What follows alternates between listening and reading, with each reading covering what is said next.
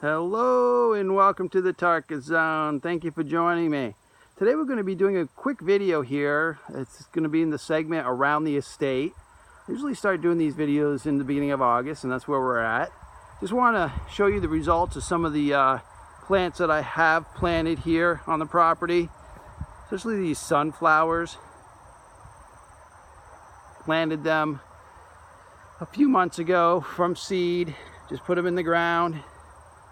And that's how well they look now. This one's covered in bees, little bumblebees. I think some nectar from these sunflowers. Got a huge pumpkin. That's one pumpkin right there, one seed that I planted in a raised bed. That's the result of one seed. The pumpkin's doing very well. No pumpkins on it yet. You got some flowers. I do have some vines that had re-sowed themselves from last year, and we'll look at those real quick because those already have pumpkins ready to harvest on it. And you can tell that with pumpkins, the leaves will just start to yellow. You know, all the nitrogen being pulled out of the leaves, or the lack of nitrogen, because everything's going into producing the fruit. So you can see the leaves are turning yellow in this patch. They're yellow. They're looking like they're not doing well. Well, that's only because that from that vine you'll notice pumpkins that are they're ready to be picked.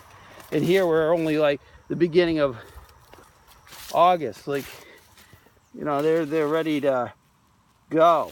And these are like little pumpkins, little gourd kind of pumpkins. And these, like I said, had reseeded themselves. I think someone threw a pumpkin in here, and from that, the seeds just took over. So I just let it go. In the springtime, when I saw it come up, I just let it take over the area. But you'll see here, I've got pumpkins that are green. Those just were planted. I planted those, and those were planted at a different time. I like to plant my pumpkin seeds late when I do plant, because I'm using them for jack-o'-lanterns. So I really want them to come to their best visual looks around early October.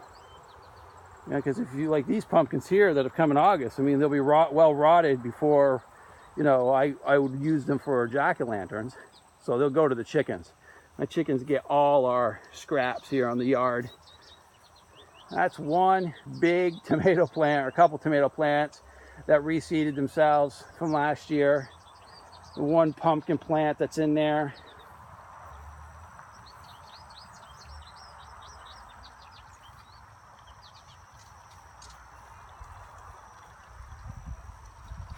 Got a rose. This rose bush here, this climbing rose, is only 1 year old. I planted it last summer. Doing very well. This is the second time it's bloomed this year. It blooms early spring, then the blooms kind of die back. It goes green, it starts to get lanky, and then it blooms again. And here it's just starting to bloom again in the beginning of August. Yeah. That water you're hearing is from this fountain that I've got here. What I like to do is I plant my celery around the fountain. That's all celery in there around it, because the water from the roof fills the barrel, and then what happens is the runoff goes into the spout, and then the runoff goes into the bucket, and then it spews out the side, which then allows for south water, or it's watering, taking all that and watering this celery. Works out well. I don't have to do any watering myself because of the system that works real well. This is a pumpkin plant. Okay, and then we're going to go over to my sunflower bush here. Again, this is all reseeds. When this dies or dies back in the fall, we cut the stalk off we give the stock to the chickens. They'll eat all the leafy material, the chickens will. They'll eat all the seeds that are left over. And then we just pull the stalks out and compost those right before winter. Because the chickens won't eat the stalk, because it's too tough for them. But they do like all the other stuff that comes with them. Mostly anything that we pull out of the garden that we weed or pull out, we don't want it, or we're just trying to thin out, we give it to the chickens. Again, some more pumpkin plants. You'll see some corn in there. Some more sunflowers coming up. This is, again, some pumpkin plants. And these are just a couple seeds that I put in the ground.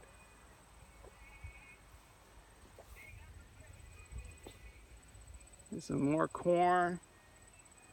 I'm gonna look to the back here. I got a sunflower that reseeded itself underneath this apple tree.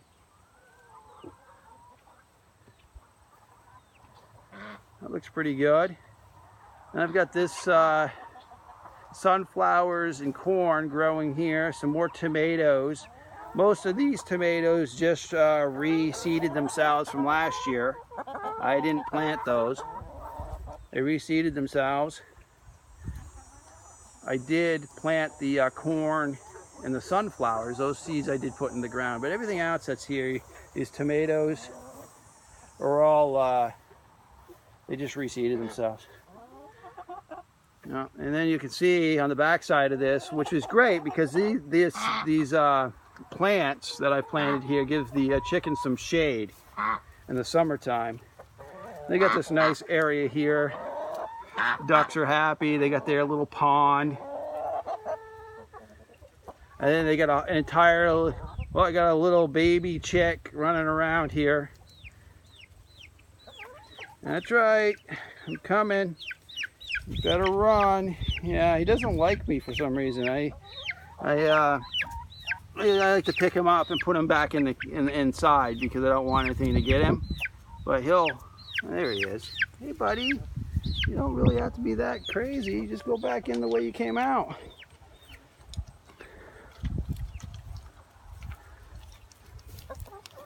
Now, chickens they got a pretty good spot.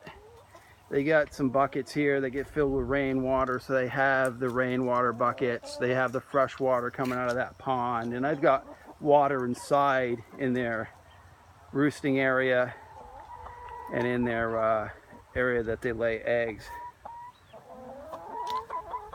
They're doing very well, and we had a few chicks that were hatched here this year. There's another one. You can see him right there, or her. I'm not really sure right now if it's a he or she. I won't know for a little while. But we had a few chicks that hatched. Actually, it was kind of a surprise. It's a good surprise. We always like more chickens.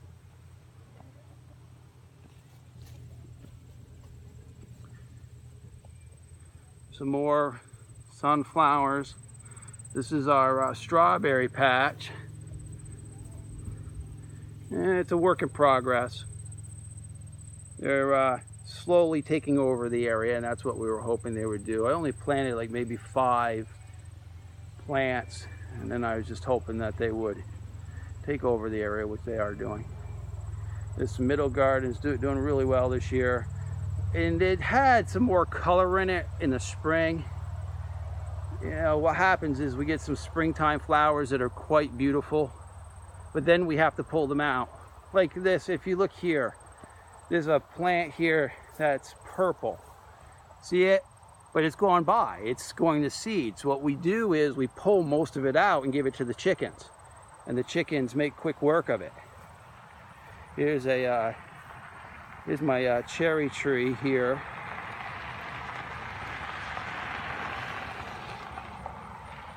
The cherry tree is only a couple years old. This is the 2nd year, I believe. It's doing very well. This hollyhock's gone by. You can tell by it leaning over. It's ready to be pulled out and then given to the chickens. But the flowers are still bringing in bees. So like this honeybee here, or bumblebee, that was just flying around there, yeah.